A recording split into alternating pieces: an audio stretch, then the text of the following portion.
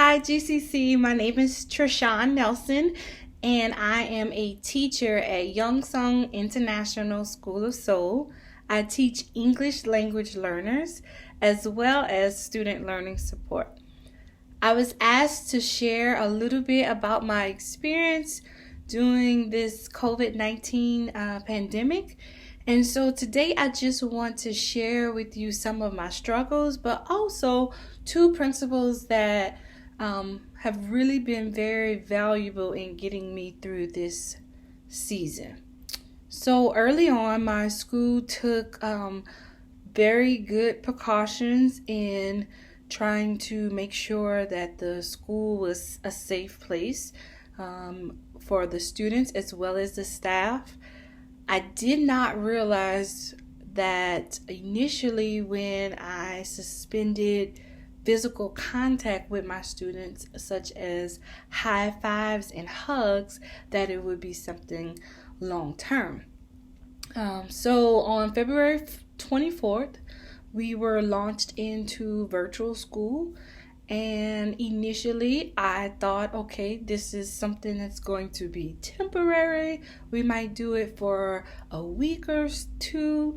And, it would be okay if I just didn't take it too seriously. Don't overthink it. Go with it. It's okay. Well, about week 3 is when I thought I was going to lose my mind because I realized I was living my worst nightmare, a desk job. I was so frustrated, and that's what I told God. I told God that I did not become a teacher to have a desk job. And so through all of my complaining and all of my moaning and groaning, God in his loving fatherly way never gave me any false hope that he would save me from my nightmare. Instead, he gave me weapons to fight through my nightmare. Along with many other scriptures, the main scripture that kept coming back to me was Philippians 4:13. I can do all things through Christ who strengthens me. This scripture kept coming back over and over again. And if you're not familiar with Philippians chapter 4, right before that verse, Paul talks about his ability to live through, to adapt and adjust through all of life's different circumstances. So no matter if he had plenty, if he had little, if it was a good time, if it was a bad time, he realized that he could do all things through Christ because God is there. And so that scripture kept coming back, and that's what God wanted to remind me as I was going through all of these struggles with virtual learning. The other thing that he reminded me was teaching 101. One of the principles that my mentor taught me early on as a teacher is that you have to be flexible.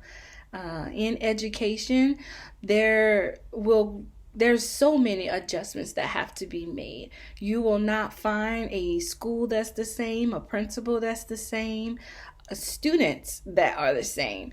They're always different, and you always have to be flexible if this is the career, this is the purpose that you're going to do. And so this is what God continued to bring back to me, that you have to be flexible. And so I want to encourage all of the teachers, if this is your first year teaching and you're thinking, what did I sign up for? This is not what I signed up for.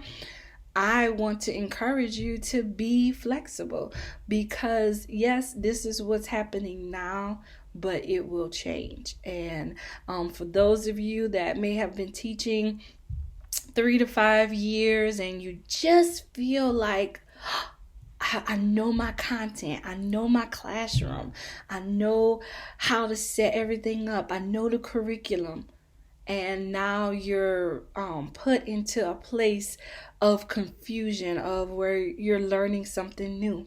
It's okay. You just have to be flexible.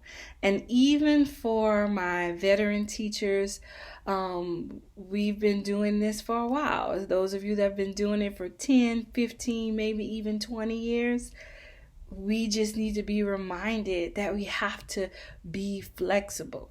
And that goes along with one of the other scriptures that God continued to remind me in Colossians 3:23, where it says, talks about when you're working, you need to work as if you're working for the Lord and not for man.